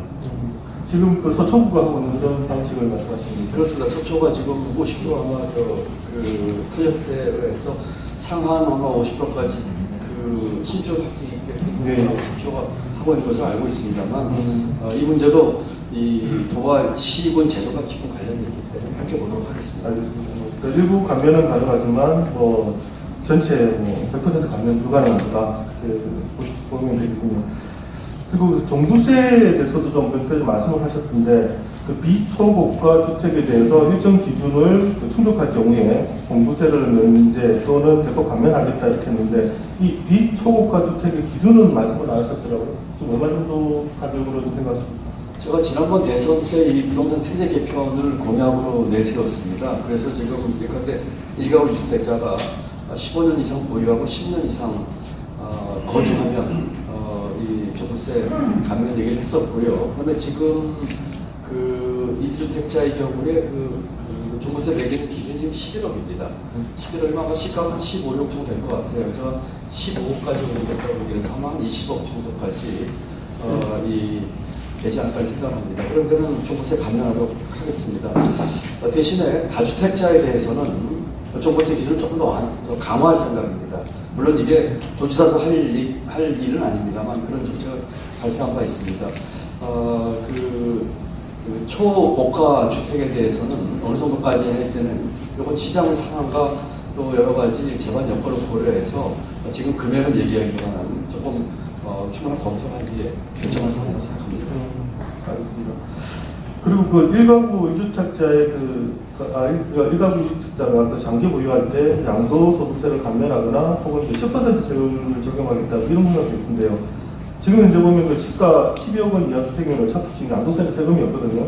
그럼 결국 이제 12억 원 이상 주택을 매매할 때를 얘기하는 것 같은데 지금도 문제가 집 한 채 살더라도 30억 차익을 남기는 사람들한테 조세를 적용하면 이거 사실상 부자감세 아니냐. 이것도 형평성이 어긋난다는 주장인 건데 이런 부분은 어떻게 생각하십니까? 양도세 그 문제가 저는 우선 우리 박 부장님 말씀이 계셨지만 지금 다주택자에 대한 양도세 중과에 대해서는 부총리 때도 유의하자는 얘기를 했고 지금도 같은 주장을 하고 있습니다. 왜냐하면 다주택자가 그 물건을 시장에 매물을 내놓을 수 있는 문을 열어줘야 되거든요. 그렇기 때문에 지금 2주택자에게는 20%, 3주택자에게는 30%의 양도세 중과를 하고 있는데 일정 기간 저는 부총리 당시에는 2년을 제시했습니다. 이재명 후보는 비슷한 공약을 내세웠더라고요. 1년을 이렇게 했던 걸로 제가 기억을 하는데 그와 같은 것을 통해서 이 부동산에 좀 매물이 나와야 됩니다. 그래서 공급 대책 중에 이런 일입니다. 그런 말씀을 드리고요. 양도세에 대한 그 감면 문제는 저는 아까 그 종부세와 마찬가지로 15년 이상 보유, 10년 이상 거주액에 대해서는 플랫으로 해서 이렇게 10% 정도의 세율로 하는 게 어떤가 생각을 하고 있습니다. 왜냐하면 15년 보유 10년 거주하면은 투기 목적으로 이 집을 샀다기보다는 충분한 실수요자가 생각하기 때문이라고 생각을 합니다. 실제로 그 20억, 30억 이상의 양도 차익을 내는 주택이 그렇게 뭐 많은 것도 아니라는 생각에서 기본적으로 그런 일률, 그 정도의 조건을 충족하면 일률 세율을 하되 다만 지금 그다음에 박 부장님이 우려하신 그런 사항들에 대해서도 구체적인 내용을 만들 때 보완할 일이 아닐까 생각합니다. 네, 알겠습니다. 마지막 질문 하나 드리겠습니다. 공급 관련된 건데 그 3기 신도시 관련돼 가지고 후보자님께서 말씀하신 게 그 자적 도시가 하겠다. 그러면서 창업과 스케일업이 모두 이루어지는 스타트업 천국 도시를 만들겠다라고 말했습니다. 아까 말씀하실 때 경기 남부라고 좀 연동을 하셨는데 이게 지금 뭐 판교위에 구체적으로 좀 어디를 좀 검토를 하고 있습니다. 그 스타트업 천국 말씀하신 건가요? 네, 스타트업 천국 도시. 3기 신도시 문제는 제가 그 충분한 교육과 교통 인프라를 깔면서 정주 여건을 만들면서 했던 말씀이고요. 스타트업 천국은 경기도 전역에서 이뤄내려고 합니다. 다만 제가 그 7기 민선 그 도정과는 달리 8기 때는 혁신성장을 강조했습니다. 혁신성장 강조하는 부분 중에 가장 중요한 것 중에 하나는 지금 박 부장님 질문이 아마 그 질문과 연결될 것 같은데 저는 성남에 있는 서울공항과 수원의 군공항을 함께 이전하려고 생각을 하고 있습니다. 그래서 지금 서울공항 자리와 수원공항 자리에 한국판 실리콘밸리 건설과 스마트 모빌리티 시티를 함께 아우러지는 복합 첨단 명품 도시로 만들 생각을 하고 있습니다. 그렇게 된다면은 지금의 판교와 연계되는 그야말로 거대한 한국형 실리콘밸리가 완성이 될 것입니다. 혁신성장을 통해서 일자리 만들겠다는 뜻이거든요. 또 두 번째로는 저는 경기도를 스타트업 천국으로 만들겠습니다. 3만 개 스타트업을 임기 중에 만들어서 60만 개 일자리 만들겠다는 공약을 이미 내세웠습니다. 마지막으로는 이제 대폭적인 규제 완화인데 이 문제는 뭐 조금 집에서 벗어난 것 같으니까 여러 가지 제가 부총리 때 늘 강조했던 혁신 성장을 그와 같은 성남과 수원 공항 자리에 한국형 실리콘밸리와 스마트 모빌리티 시티 건설, 또 경기 남부에 완성하게 될 경기 국제공항을 반도체 수출의 허브 공항이자 주변을 국제 자유도시로 만드는 그런 계획을 통해서 경기도의 경제 활성화와 완전히 바뀐 경기도의 모습을 4년 임기 내에 보여드리겠다 이렇게 약속드립니다. 통상 이 시간 정도 되면 1라운드 질문 끝나고 잠시 있고 초청자에게 좀 쉬는 시간을 드려야 되는데 지금 진행상 그래서 그냥 이어가야 될 것 같습니다. 그래서 잠깐 그래도 조금 물이라도 제대로 한잔 드시라고. 감사합니다. 그 혹시 최근에 드라마, TV에서 상영하는 드라마 중에 나의 해방일지라는 드라마 보십니까?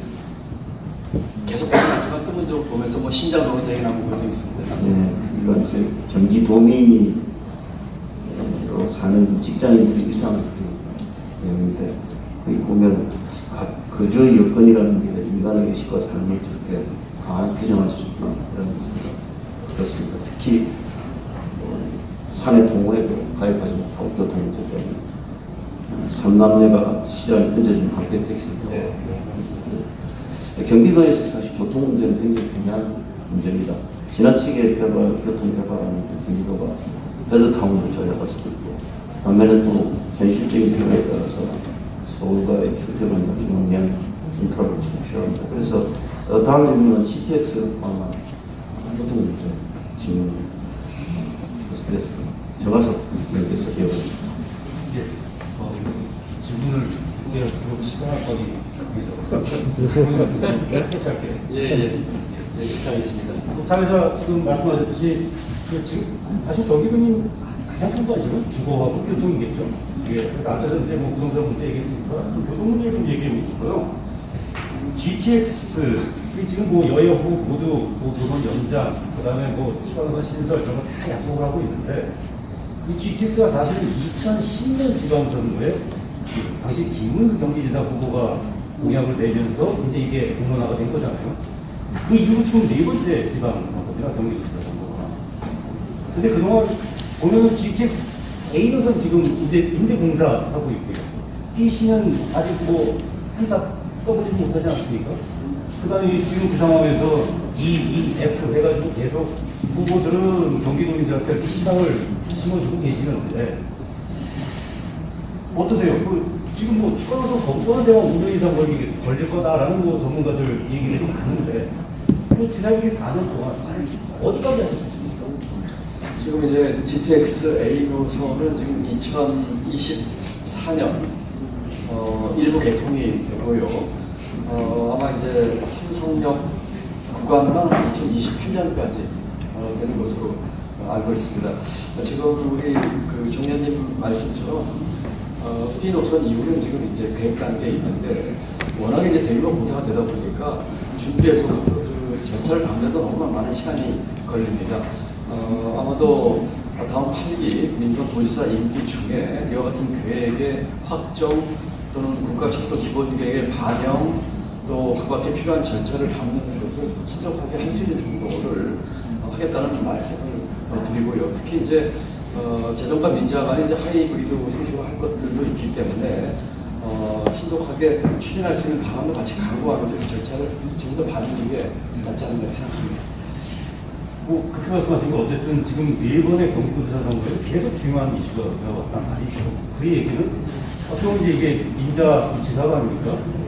사업성에 문제가 있어가지고 이게 이렇게 이 진척이 빨리빨리 안 되는 건 아닌지, 왜 이런 걸 갖다가 제가 후보님한테 문제는, 후보님 저기 기재부 2차관 시절에도 이 여야의 복지 공약 보면은 거의 뭐 증세하고 뭐 국채 발행이 불가피하다 해가지고 한번 뭐 선거법 위반 논란도 한번 공격도 받으셨잖아요. 그래서 드리는 말씀인데, 어느 정도 가능한가? 이 사업성이라는 게 또 중요한 문제 아니겠습니까?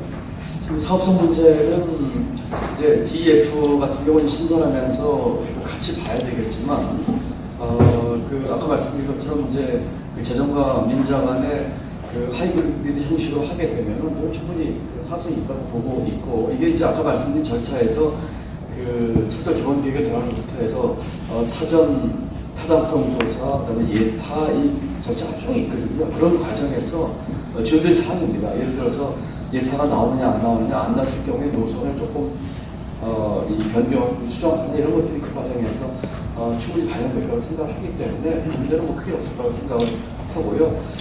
이 문제를 관련해서 지금 경기도 이제 교통을 이런 GTX를 통해서 뭐 제가 1시간 돌리려 때 약속도 했지만, 또 하나 중요한 축은 아까 혁신성장이나 또는 이런 것을 통해서 경기도 내에서 문제가 해결하도록 하는 것도 동시에 이루어져야 될 것 같습니다. 그것은 일자리, 교육, 병원 수요 이런 것들을 경기도 내에서 잘 해결함으로써 경기도 자체에서 해결되도록 함으로써 교통 수요 자체를 줄이는 것도 함께 강구하도록 하겠습니다. 예, 뭐 아주 후반부에 굉장히 중요한 말씀하신 것 같은데요.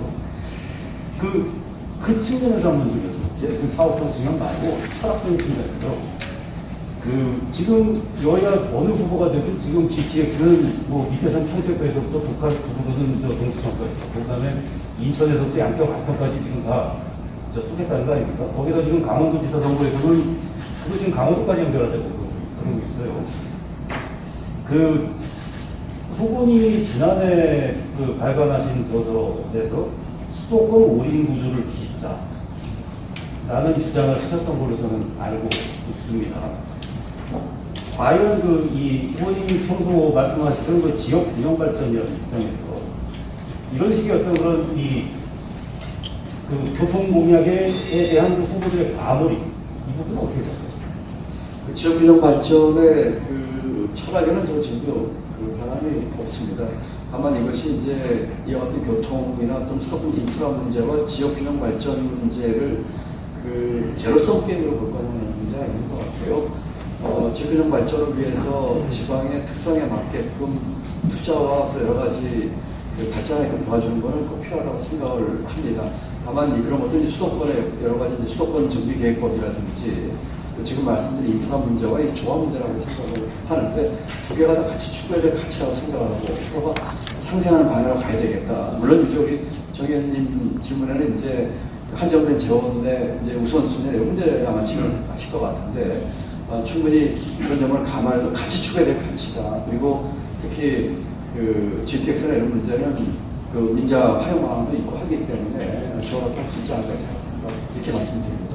아니 근데 실제로 이 KTX 이제 개통하는 지방에 이제 설치된 KTX 역 주변에서 지역 사람들이 올라가는, 그러니까 이 위축되는 빨대 효과라고 하지요. GTX에서는 그런 현상이 아니잖아요.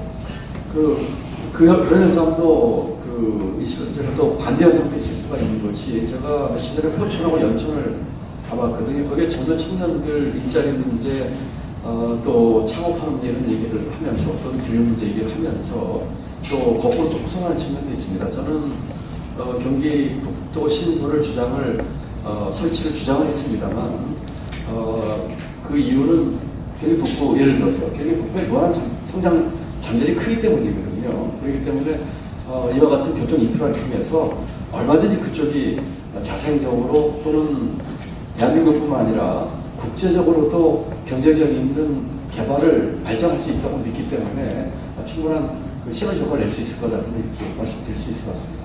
예. 일산대교 문제 좀 여쭤볼게요. 얼마 전에 사나흘 전에 일산대교 앞에서 무효화 추진하겠다고 연구를 하시는 게 제가 기억이 나는데요.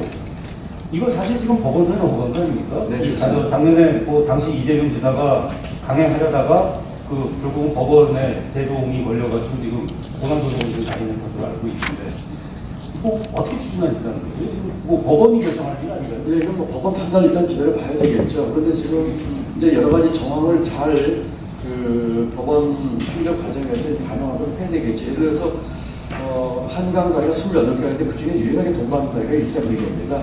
그리고 경기도 서북 쪽에 있는 주민들 입장에서 보면은 불편하다고 참 억울한 일이죠. 다른 다리 건너는데 돈 안 내는데 왜 이 다리 건너는데 돈을 내냐 이런 문제가 있기 때문에 그런 측면에서 봐야 될 측면이 있다고 생각합니다. 지금 이제 가처분 신청이 받아들여져서 보완 상황에 들어가 있는데 이런 점들을 충분히 저희가 반영할 수 있도록 최선의 노력을 다하겠습니다. 작년에도 이재명 당시 이제 경기지사가 지금 일산대교 운영 주체가 국민연금공단이잖아요. 결국은 그 국민들로 받은 연금보험료를 거기다 투자하는 셈인데, 그리고 거기서부터 이제 투자 수익을 얻는 구조인데, 그때 이재명 당시 지사가 국민연금공단을 악덕 사채업자로 표현했어요. 너무한다. 예. 너무 많이 가져간다는 뜻인데, 여기에 대해서 뭐 부분 동의하시나요? 글쎄요, 제가 그 발언의 맥락을 지금 처음 듣는 얘기라서. SNS에 그냥 간단하게 헤드로만과 뭐 악덕 사채업자 같다. 글쎄요, 그 표현의 뭐 뜻은 잘 모르겠습니다만은 제가 뭐 그 앞집 그 맥락을 보는 걸 이렇게 뭐라고 평가하기는 그럴 것 같습니다.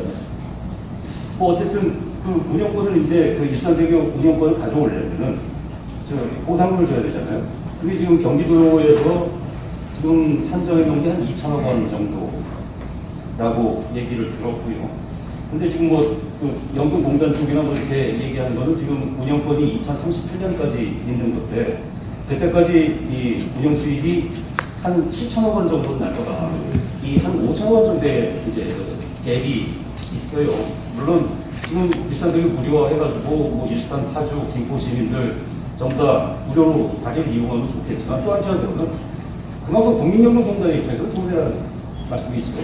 자칫 뭐 국민연금공단 관계자 입장에서는 나중에 배임 혐의, 이것도 뭐 논란이 일 수도 있는 그런 부분들이 있지 않겠습니까? 그래서 이 어떻게 생각하세요? 이게 맞나요? 이제 뭐 이런 문제가 이제 결국은 그 아마 이제 민자 또 국민연금이 투자한 금액에 대한 이제 그 이익 환수 문제가 있고, 그렇지만 이제 그 지사 입장에서는 서북 주민들에 대한 그 불공평과 또 민원 해결 문제가 같이 있는 문제라고 생각합니다. 제가 금액의 그 어느 정도의 그 도에서 산정하고 도민정부에 산정한 돈의 차이는 제가 뭐 정확하게 보진 않았습니다만은 말씀드린 것처럼 저렇게 좀 해결했으면 좋겠는데 이 법원 그 과정에서 이런 내용을 충분히 반영할 수 있도록 하겠고, 방법에 있어서 실질적으로 그러면 이 재정 문제나 이 수익이 어떻게 해야 될지는 좀 더 들여다보면서 강구를 해보도록 하겠습니다. 그 보상금을 준다고 했을 때 뭐 한 2천억 원이다 그러면 그 중에 아마 도비에서 나가는 게 한 최소한 절반은 되겠죠.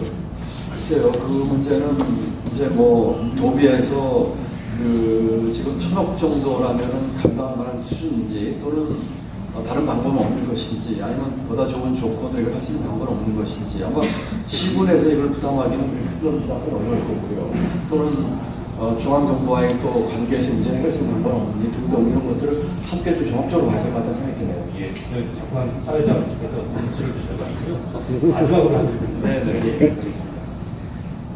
그 아까도 뭐 답변 중에 말씀하셨지만 그 최저임금의 급격한 인상에 대해서 그 시장의 수용성을 고려를 해야 된다라고 말씀을 하셨죠. 최저임금 인상에 대해서. 지금 시장의 수용성 관련해가지고 일각에서는 이제 그런 얘기도 나오고 있습니다. 최저임금의 일괄적인 뭐 인상이 아니라 지역별, 업종별로 차등 적용을 해야 되는 거 아니냐, 최저임금을. 이런 얘기를 하고 있고, 노동계는 지금 거기에 대해서 물론 반대를 하고 있죠. 근데 만약에 이제 그 후보님이 경기지사가 되신다면 경기도의 최저임금 이런 부분에 대해서 분명한 거는 이 맞닥뜨릴 수 있는 문제일 거라고 생각이 됩니다. 그래서 혹시 그 후보님이 경기지사에 당선이 되시면 그 이후에 최저임금의 지역별, 업종별 차등 적용 얘기가 이 공론화가 됐을 때 그 부분에 대한 입장을 어떻게 표명하시겠어요? 네, 제가 부총리 있을 적에 그 업종별 지역별 최저임금 차등화 검토를 했었어요. 실제로 미국 같은 경우에 주 단위로 다르고요. 일본도 비슷한 걸 취하고 있습니다. 제 기억이 맞다면은 지역별 임금 차등 문제가 쉽지 않더라고요. 업종별로 비슷합니다. 업종별은 조금 더 신빙성이 있어 보입니다. 지금 우리가 최저임금을 결정하는 제도는 지금 최저임금위원회가 있어요. 최임에서 결정을 하기 때문에 현행 제도로서는 그 최임이 결정을 따를 수밖에 없는 구도로 되어 있습니다. 지역별로 그 임금 그 차등가 들어온 것에 대해서는 저는 신중해야 한다고 생각을 하고 있고요.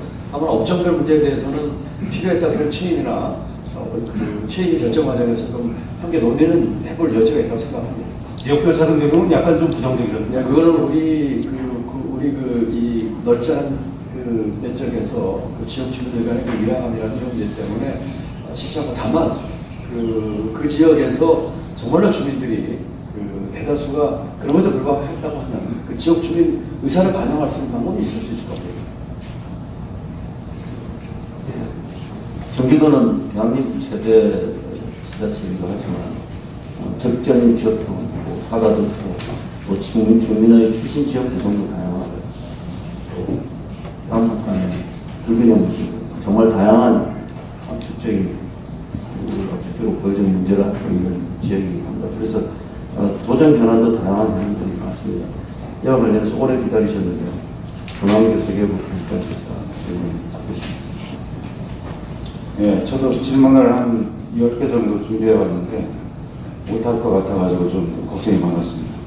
마침 또 시간이 됐으니까 핵심적인 거 한 두세 가지 여쭤보겠습니다.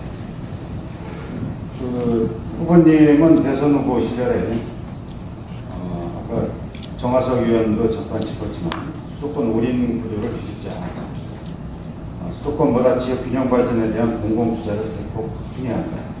그래서 그 사례로 3기 수도권 신도시 개발, 수도권 광역교통정책 이런 걸 바로 잡아야 한다는 주장을 하셨습니다. 사실은 그런데 이제 이게 경기도지사 후보가 되신 다음에는 이런 공약들을 대거 내놓으셨는데 경기도민의 표를 얻기 위해서 기존 입장을 바꿨다는 지적이 나옵니다. 이에 대한 입장을 좀 듣고 싶습니다. 네, 지역 균형 발전은 아까 우리 다른 분 질문 때는 말씀드렸지만 제 소신이기도 합니다. 대한민국이 그 지역 균형 발전을 해야지만 한다고 생각합니다. 다만 지금 수도권 문제, 경기도 문제와 지역 균형 발전 문제를 아까 말씀드린 것처럼 저는 조화롭게 풀어야라고 생각하고 있어요. 예를 들어서 지금 경기 북부 같은 지역은 지금 그 군사보호구역이나 상수도보호, 또 환경 아주 중점적인 규제를 지금 시행하고 있거든요. 또 경기도에 있는 그 잠재력을 아까 말씀드린 첨단이나 또는 4차 산업과 관련된 첨단 이 잠재력을 마음껏 발휘하게 할 수 있는 그런 제도적인 또 뒷받침이 필요한 것이고요. 그렇기 때문에 함께 추구를 해야 된다는 생각을 합니다. 특히 이제 그 경제 혁신을 통해서 대한민국 전체 발전을 견인하겠다는 것이고 경기도만의 그 혜택이 아니라 다른 지역과도 함께 파급될 거라고 믿기 때문에 지역균형 발전에 따른 중앙정부 차원에서의 정책은 계속해서 추진해야 된다고 믿고 있고요.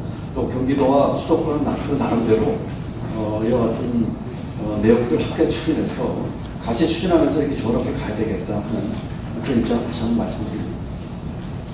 또 민주당의 이제 지방 광역단체장 후보로 나오신 분들은 크게 동의하지 않으실 것 같은데 관련해가지고 현행 그 수도권 정비 계획이 성장 억제 유지 계획이라는 거는 뭐 많은 사람들의 지적이고요.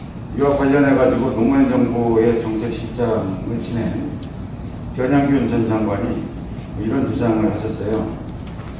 현행 체제에서 수도권 규제 완화로 인한 기업 투자 유치나 조세 수입 증대 이익은 전부 수도권 지자체가 독점을 하고 있죠.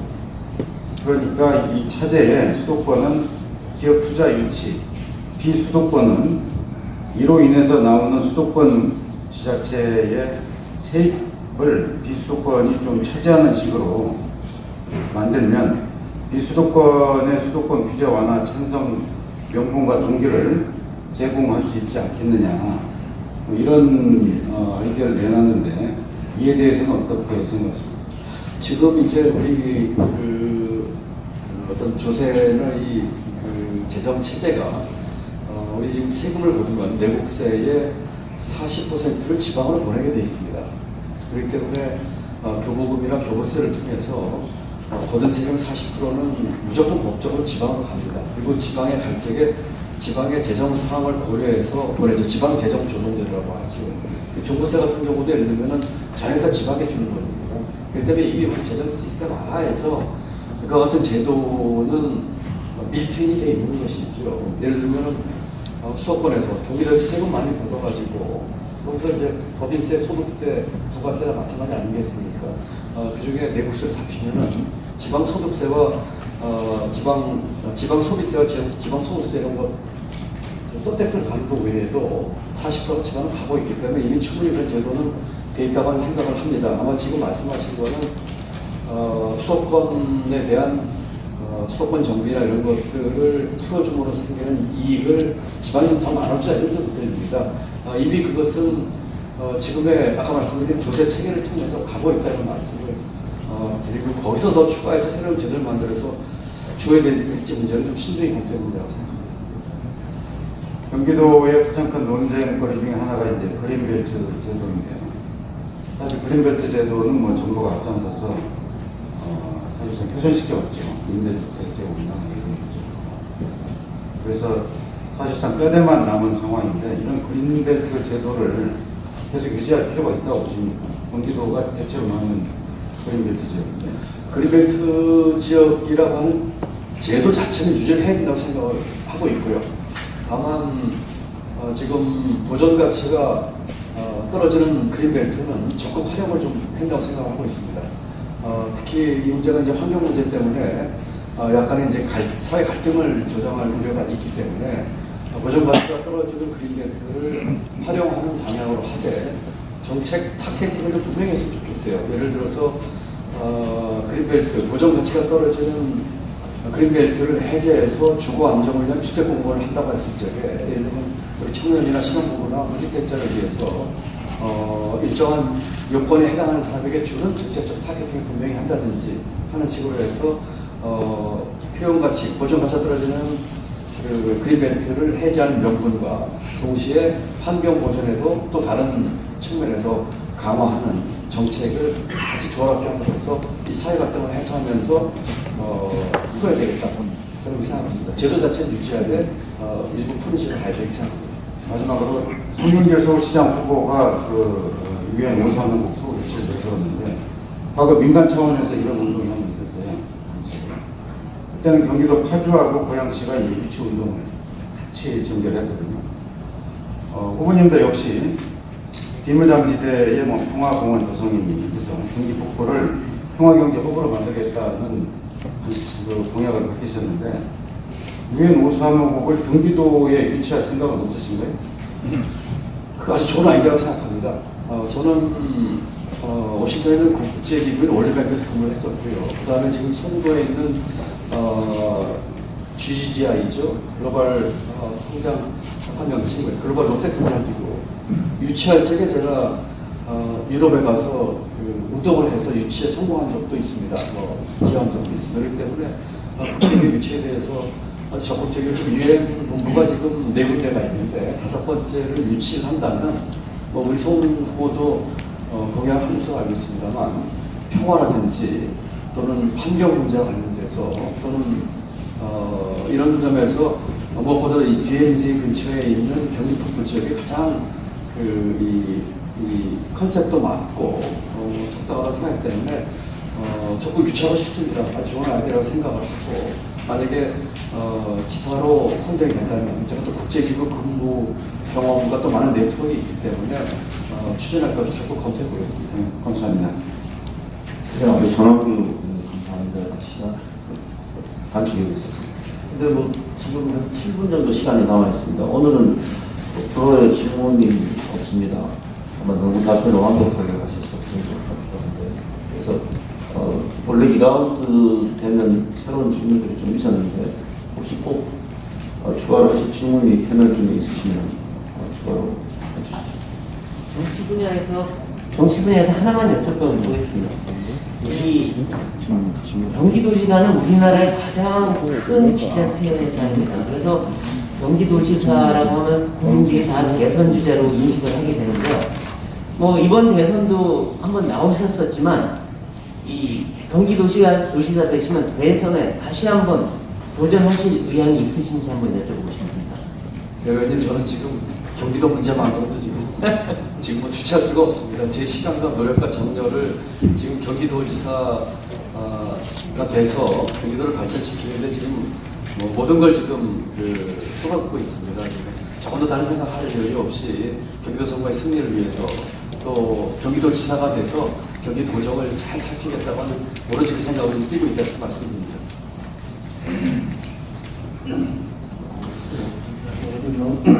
대의원이 질문하기에 하기도 했던 것 같은데, 하여간 여러 대통령을 모셨는데요. 경제적으로 경제가 좀 하셨습니다. 가장 좀 잘한 대통령, 본인과 좀 케미가 맞은 대통령 부인지 뽑아주시면 예,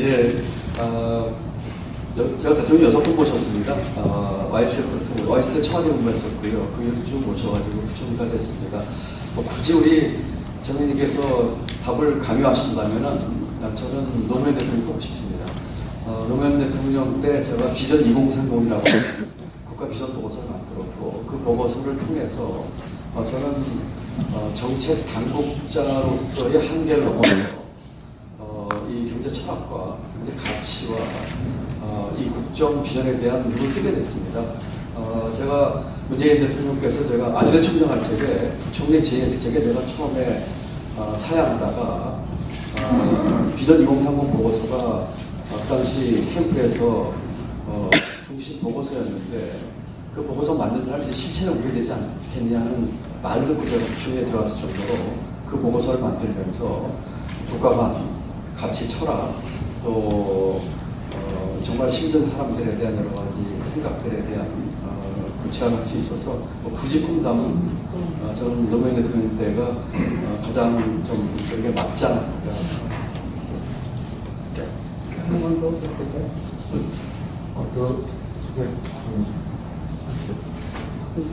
근데 이제 실제로 대통령을 가까이서 모신 거는 이명박 대통령이 가장 가까이서 모신 거 아닐까? 그 당시에 이제 비서관도 했고, 그랬구나.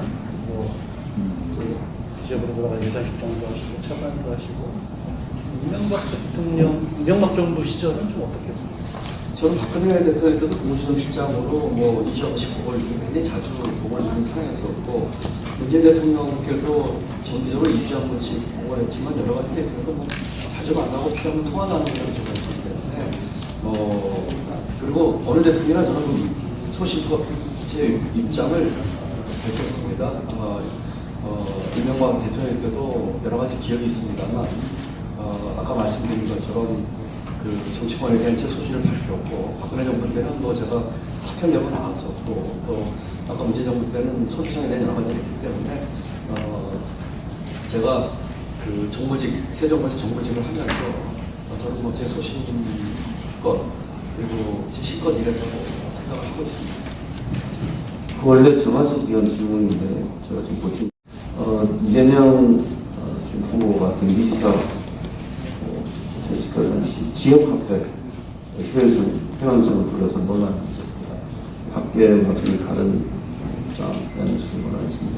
경제 전문가로서 지역화폐 회원성에 대해서 어떻게 생각하십니까? 네, 저는 지역화폐를 보다 확대할 생각이 좀 있습니다. 제가 지역화폐 보면서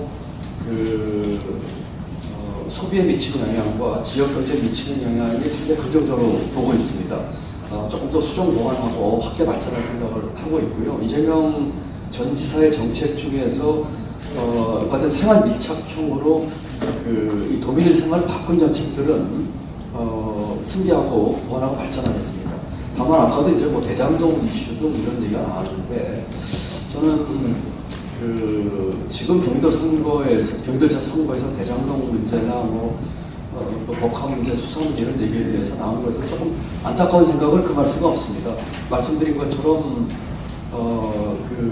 명명백백하게 밝혀야 되겠지만 이것이 어떤 정치적인 목적을 가지거나 또는 정치적 의도로 진행돼서는 안 된다고 생각을 하고 있습니다.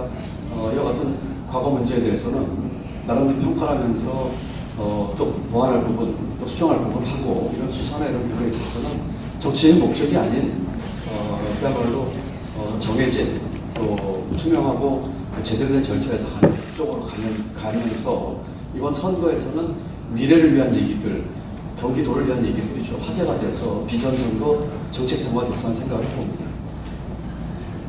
오늘 저희가 대장정 문제 같은 걸 짚었는데 좋은 말씀이긴 합니다. 그러나 이제 또 과거를 정확히 진단해야 미래를 또 진행할 수 있기 때문에 과연 그런 문제에 대해서 우리 후보자께서 어떤 생각과 인식을 갖고 있는지도 중요한 또 판단의 기준이 되리라고 봅니다.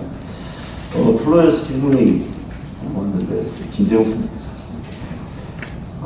질문지 그대로 읽도록 하겠습니다. 약간 이게 한국의 고위공직자 출신 중 정관 이유를 거절한 매우 드문 사례입니다. 그 외 정당들이 국회의원 선거 등 출마 제의를 모두 이용하지 않았습니다. 사후에 지금처럼 대통령 선거나 도지사 선거, 출마 등을 염두에 두고 그랬던 큰 포석, 대기획이 아니었는지 솔직한 속마음을 듣고 싶습니다. 100% 솔직하게 말씀드리겠습니다. 전혀 그렇지 않습니다. 제가 그 정관예우 박근혜 정부 때 국무조시장 마치고 나오니까 장관 연봉에 20대 제의를 확보했습니다. 그 자리에 거절했습니다. 제가 뭐 특별한 그 철학이나 뭐 이런 것보다도 제 마음속에서 나오는 목소리가 그건 아니다는 생각이었기 때문에 오히려 저는 제가 정관예우를 다 거절했다는 것이 뉴스가 되는 것이 오히려 이상합니다. 제가 정상이어야 될 것 같은데 뭐 거의 유일하게 제가 정관예우를 다 거절했다는 얘기를 하면서 하시는데 저는 뒷일 생각하고서 그런 일 한 적도 없고요.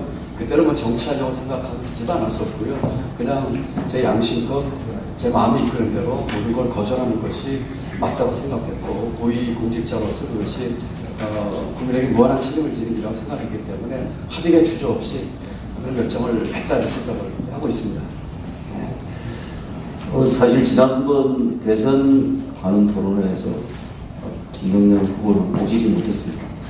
당시에는 지지율이 조금 저조하게 나와서 김 의원님 모실 경우에 다른 모든 후보들을 초청해 줄 상황이 돼서 아쉬움이 있었습니다. 사실 30몇 년의 경제 관련을 지내서 경영과 또 이런 것들을 듣고 싶었지만 그때 기회를 가지 못했는데 오늘 이렇게 다시 모시게 돼서 저로서도 굉장히 기쁘게 생각합니다. 마지막으로 고생하셨지만 마무리 발언을 드리도록 하겠습니다. 네, 감사합니다. 장시간 그 좋은 질문 해주신 우리 패널 분들께 감사와 존경의 마음을 함께 표시합니다. 그리고 많이 배웠습니다. 말씀 주시는 그런 질문에 따라서 저도 또 답변하면서 많이 배웠다는 말씀드려서 감사하다는 제 부족한 점도 채우도록 하겠고 또 주신 말씀 잘 새겨듣도록 하겠습니다. 한 가지 강조하고 싶은 거는 말이 아니라 실천으로 보여드리겠습니다. 그저 말하기 좋은 말, 남이 써준 걸 잃지 않고 진정성 가지고 행동과 실천으로 보여드리겠습니다. 제가 도정을 맡게 되면 4년지 경기도는 확실하게 변해 있을 것입니다. 우리 경기도민들께 경기 찬스 드리겠습니다. 아빠 찬스, 엄마 찬스, 셀프 찬스 없는 도민 청년들에게 경기 찬스 드리겠습니다. 확실한 혁신 성장을 통해서 경기도 경제 몇 단계 확실하게 업그레이드 시키고 발전시키겠습니다. 일자리 넘쳐나게끔 만들겠습니다. 또한 경기 북도 많은 분들이 그동안의 정치적 그 공약으로 얘기를 하셨던 것 같은데 저는 확신이 있습니다. 경기 북도 여러 번 가보면서 경기 북도가 북부지가 갖고 있는 그 성장 잠재력 보면서 분명하게 추진해서 대한민국 경기도 역사, 대한민국 역사의 한 획을 분명히 긋겠습니다. 4년 뒤 확실하게 다른 모습 보여드리겠습니다. 이런 제가 갖고 있는 진정성과 또 그동안에 쌓은 역량과 경험을 통해서 경기도를 바꾸는데 분명한 모습을 보여드리겠다는 약속을 드리면서 감사 인사드립니다. 수고하셨습니다. 감사합니다.